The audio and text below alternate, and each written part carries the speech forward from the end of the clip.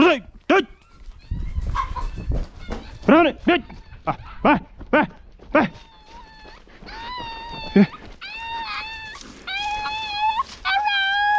Tamam. İşte. Hey.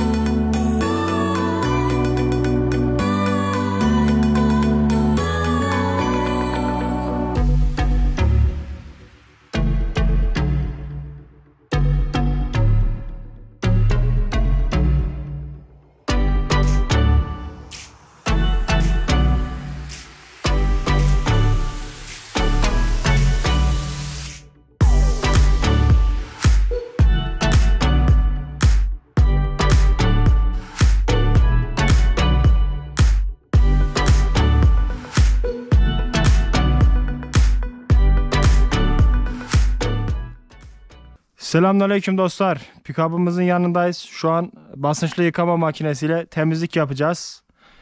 Şöyle gördüğünüz gibi cam filmi falan taktırdım. Sonradan şu yan kısımlara. Ön kısımda zaten yasak da. Yan kısımlara cam filmi taktırdım 2 numara. Şunları kaldıralım.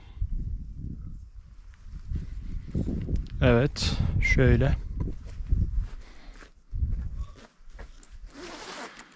Komple bir göstermiş olalım. Bu şekilde. Bir pick-up. 2017 model arkadaşlar. 155 beygir. Bir araç. Arkadaşlar hava soğuk ama biz yıkayacağız. Temiz olsun, temiz dursun. Şöyle fazla tazik vermeyelim. Boyasına zarar vermesin arkadaşlar.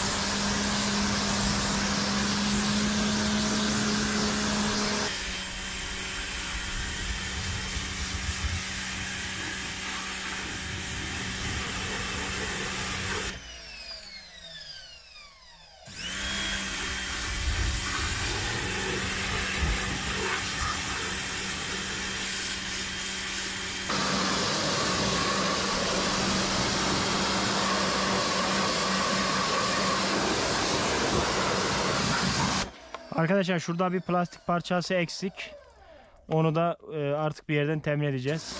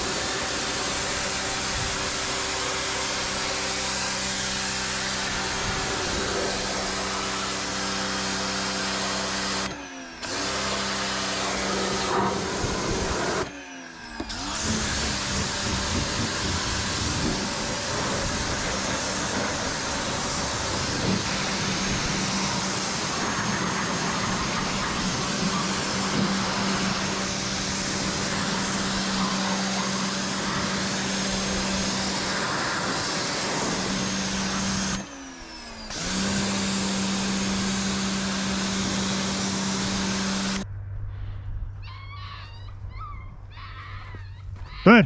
Kurda dur. Kurda dur. Kurda. Kurda. Dur. Bırak. Dur. Bak. Bak. Bak.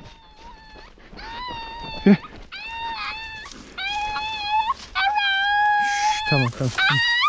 İşte. Hey.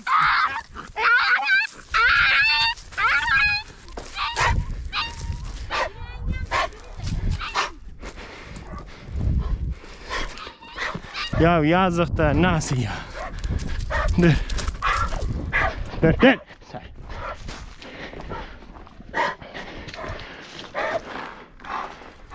Üf.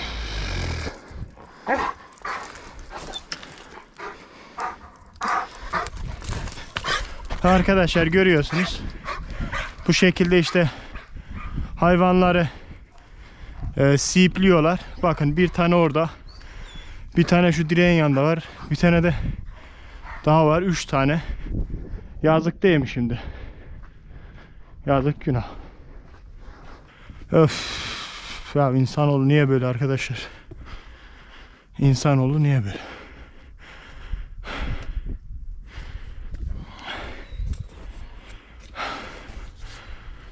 Kurda. Kurda. Döveceğim, bak onlar daha küçük ha.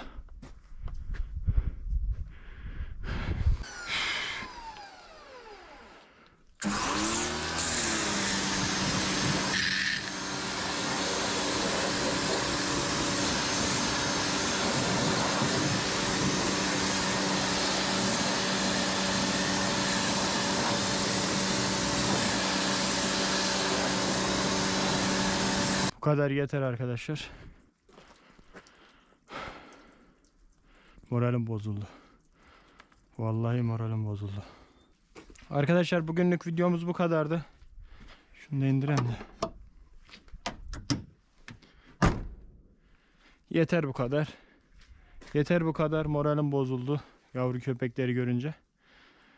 Bugünlük videomuz bu kadardı arkadaşlar. Takipte kalmayı unutmayın. Sağlıkla ve huzurla kalın.